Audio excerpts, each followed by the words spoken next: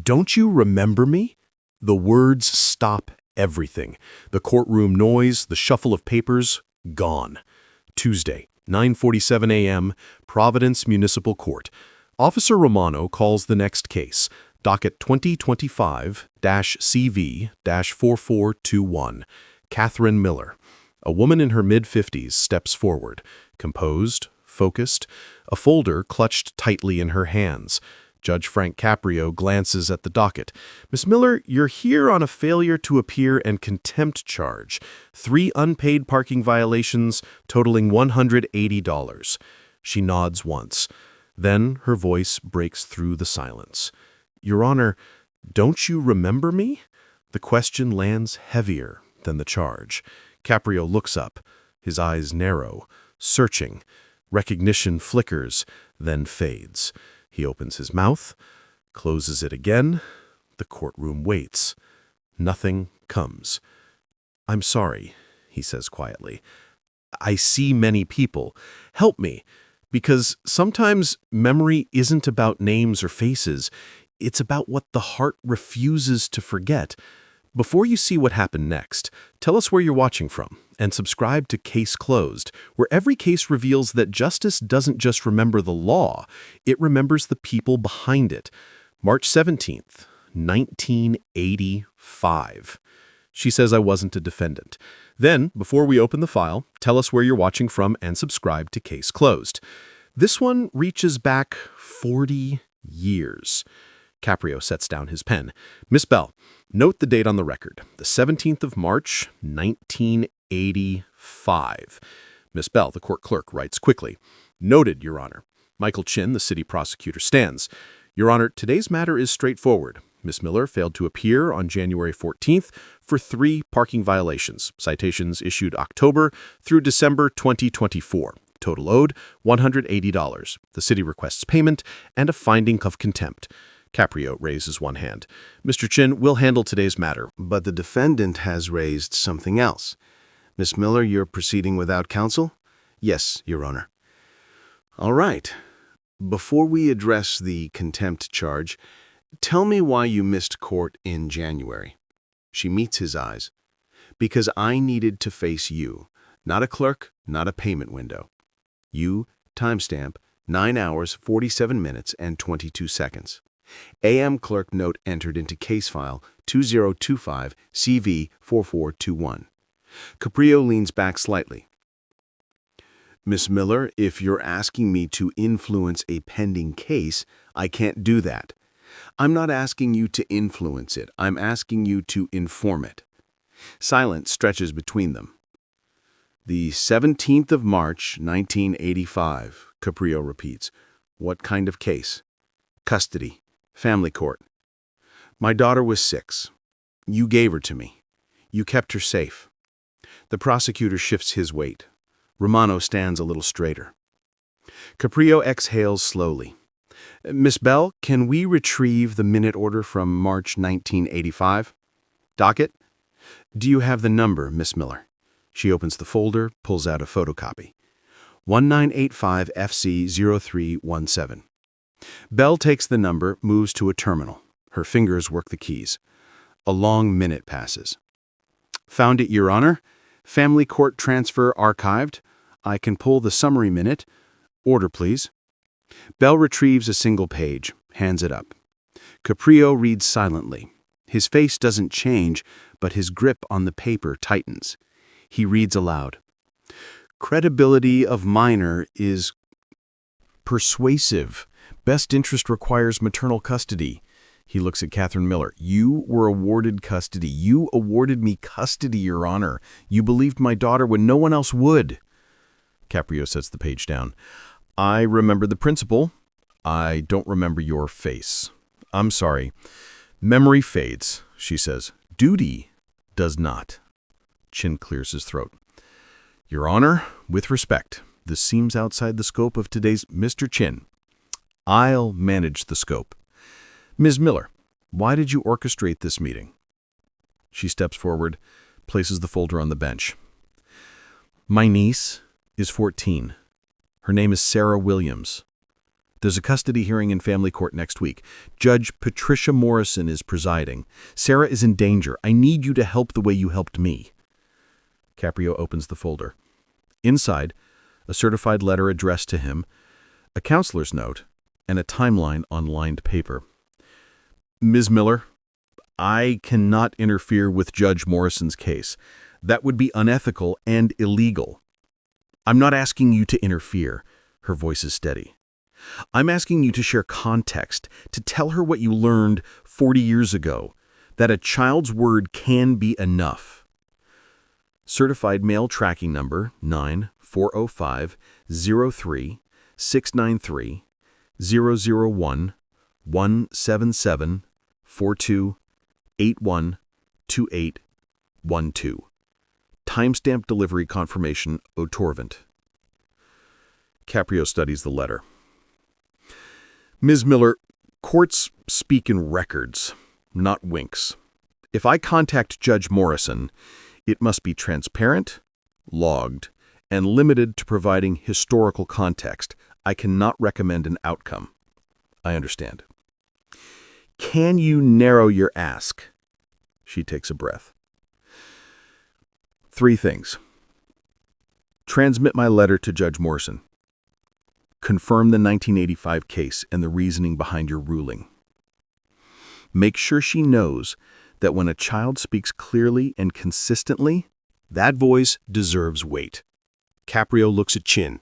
Mr. Chin, do you have an objection to a procedural discussion between judges about historical context in a separate case? Chin hesitates. As long as Your Honor doesn't advocate for an outcome, I have no objection. Caprio turns back to Miller. 3 questions. Answer yes or no. Are you asking me to recommend custody to your niece? No. Are you asking only that I provide context from a prior case? Yes. Is the material in this letter non-graphic and factual? Yes. The counselor summarized concerns without detail. It's respectful. 5 seconds. 7. 10. 12. The room holds what words can't. Caprio picks up the phone on the bench. Ms. Bell, can you connect me to Judge Morrison's chambers? I need to log an intercourt contact. Bell nods. Dials. A moment later, Judge Morrison's clerk is on the line. Caprio speaks into the receiver. This is Judge Frank Caprio, Providence Municipal.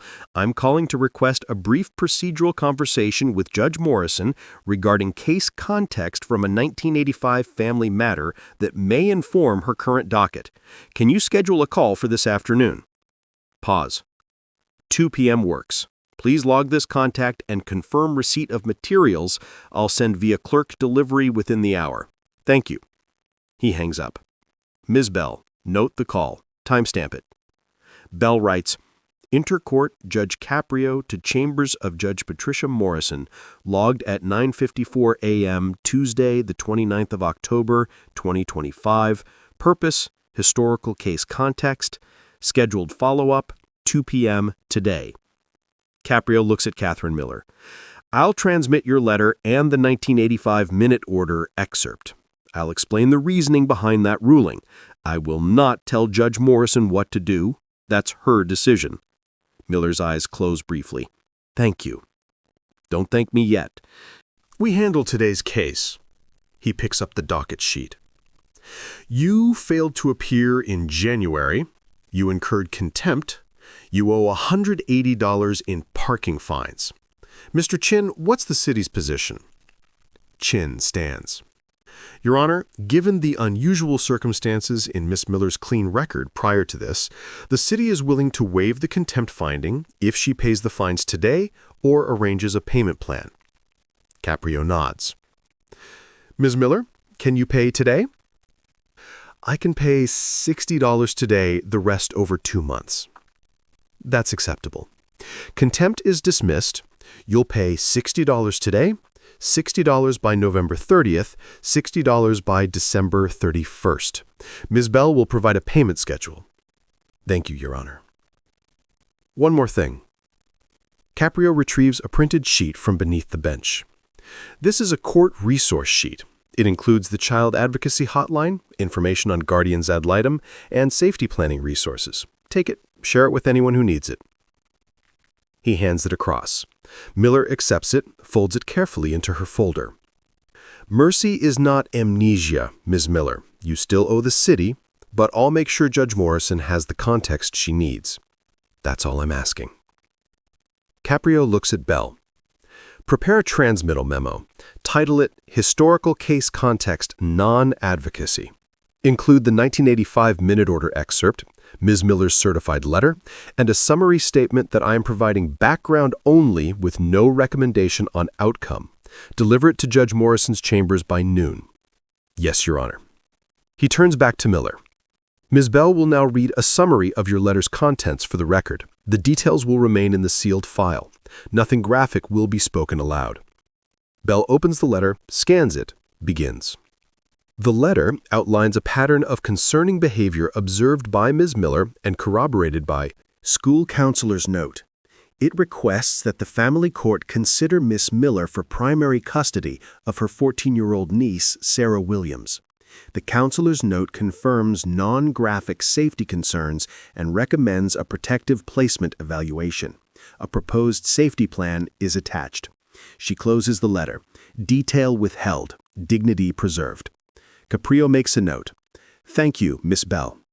Miss Miller, for the record, in 1985, I ruled in your favor based on credible testimony from your daughter. What happened after that ruling? Miller's voice is quiet. My daughter grew up safe. She's an adult now. She has her own family. And the other party in that case, he was arrested in 2003. Public record. I won't say more. Caprio writes 3 dates in one line. 1985, 2003, 2025. Miss Miller, I can't speak to Judge Morrison's case, but I can tell you this. A child's truth must be weighed, not waved away. 40 years ago, I learned that children don't lie about fear. They lack the sophistication to fabricate consistent, detailed accounts of harm. That's what guided my ruling. Then he taps the folder. I'll give Judge Morrison this context. I will not tell her what to decide. Context guides, it does not command. If you believe context saves lives, subscribe to Order in the Court so this model spreads. Miller's voice trembles slightly. Your Honor, may I tell you something? Go ahead. After you ruled in 1985, you looked at my daughter. She was sitting in the back with the victim advocate. You nodded at her just once. She told me later that nod made her feel it kept her going through everything that came after. Caprio was silent for a moment. I don't remember the nod, but I'm glad it mattered. One nod, one life, one record. That's the Work, Ms. Miller. He closes the file. We're done here. Pay the clerk. Ms. Bell will give you the payment schedule and the resource sheet. Judge Morrison will receive the materials by this afternoon. Thank you, Your Honor. You don't need to thank me. You need to trust the process. Miller steps back. Romano escorts her to the clerk's window. Caprio looks at Chin. Mr. Chin, anything further? No, Your Honor. Court will recess for 10 minutes. Asterisk, asterisk. 1 week later. Family court summary, procedural record only, asterisk, asterisk. Judge Patricia Morrison presides over case 2025 FC 1183, asterisk, in re-custody of Sarah Williams, minor, asterisk. The hearing proceeds without drama. Court-appointed guardian ad litem interviews Sarah in chambers. Judge Morrison reviews the school counselor's report, Catherine Miller's certified letter, and the historical context memo from Judge Caprio. Sarah testifies briefly in chambers, demeanor calm, statements consistent with prior written accounts. The judge notes on the record credibility supported by consistency across multiple sources and timeframes. Guardian ad litem's recommendation aligns with protective placement in favor of maternal aunt Catherine Miller. Ruling: primary custody awarded to Catherine Miller. Supervised visitation only for the father. Contingent on completion of court-mandated counseling and compliance with protective conditions. Minute order filed November 5, 2025. Credibility supported by consistency. Protective placement ordered. No graphic testimony is entered into the public record. The case file is partially sealed to protect the minor's privacy. Asterisk, asterisk. Return to Caprio. 2 weeks post-ruling. Asterisk, asterisk. Catherine Miller appears during the afternoon recess. She's not on the docket. She approaches the clerk's window with a girl beside her, 14. Quiet, watchful. Miss Bell recognizes her, signals to Romano. He steps into chambers, returns a moment later. Judge Caprio will see you briefly. 2 minutes. They enter. Miller carries a handwritten note on folded paper. Caprio stands behind his desk. Miss Miller? Sarah. Your Honor, I won't take your time. I wanted to say thank you in person. The hearing went well. Sarah is safe. Caprio looks at the girl. Sarah, are you all right? Yes, sir. Good. He turns back to Miller. Judge Morrison made her own decision. I only provided context. Context was enough. Miller hands him the folded note. I wrote this last night. I don't need a response. I just wanted you to have it. Caprio unfolds it, reads silently. The note says, asterisk. You taught me that being believed changes everything. 40 years ago, you gave my daughter a chance. Last week, you gave my niece the same. Thank you for remembering that children tell the truth when adults are brave enough to listen. Catherine Miller, the 12th of November, 2025. Asterisk. He folds it, places it in his desk drawer. I'll keep this. Thank you, Miss Miller. One question. Why did you risk contempt to get here? Because the system is big. Courts are busy. I needed to make sure the message didn't get lost. I couldn't risk Sarah falling through a crack. Caprio nods slowly. You could have called my chambers, sent a letter directly. I didn't know if a letter would reach you. I needed to stand in front of you and make you see me. You did. Miller takes Sarah's hand. We won't take more of your time. Good luck, Miss Miller. Sarah. They leave. Caprio sits, pulls the note from the drawer, reads it again, then he picks up the phone. Ms. Bell? Create an entry in the Chamber's archive. Title, asterisk, Miller C. 1985/225, Custody, Context Files. Asterisk. Include today's note. Original minute order. And the transmit memo to Judge Morrison. Archive number and date it. Bell's voice comes through. Archive entry 2025-CH-0847. Filed the 12th of November 2025. He hangs up. Asterisk. Asterisk. Aftermath. 6 months later, asterisk. Asterisk. The clerk's office creates a one-page resource slip titled Times Child Safety and Advocacy Resources. Asterisk. It includes hotline numbers, guardian ad litem information, and a checklist for parents and caretakers. The slip is added to every family-related case packet. Ms. Bell drafts a template for intercourt context memos. It includes fields for historical case reference, factual summary, explicit non-advocacy language, and delivery receipt confirmation. The template is approved by the court administrator and adopted for use across municipal and family court interactions. Quarterly compliance reviews track all interchambers communications to ensure transparency and ethical boundaries. First quarter report shows 14 logged contacts, all procedural, all documented. Judge Morrison and Judge Caprio never discussed the Miller case again. The context memo remains in the sealed file. If careful process and compassion belong together, share this and subscribe to Order in the Court. Asterisk. Asterisk. Moral close. Asterisk. 3 years after Catherine Miller's second appearance, Judge Caprio retires from the bench. At his final session, a reporter asks what case he's proudest of. He answers, I don't remember most of the faces, but I remember the principle. A child's credible voice is evidence. Fear is real even when you can't photograph it. And context, truthful, documented, carefully transmitted, can save a life without bending a rule. The reporter presses. Is there one case that taught you that? Caprio pauses. 2 cases, 40 years apart. Same lesson. He doesn't name them. Later, cleaning out his desk, he finds Catherine Miller's note in the archive drawer. He reads it. One more time, then files it permanently in the court's historical records under Times Miller C1985/2025 Custody Context Files. Archive entry 2025-CH0847*.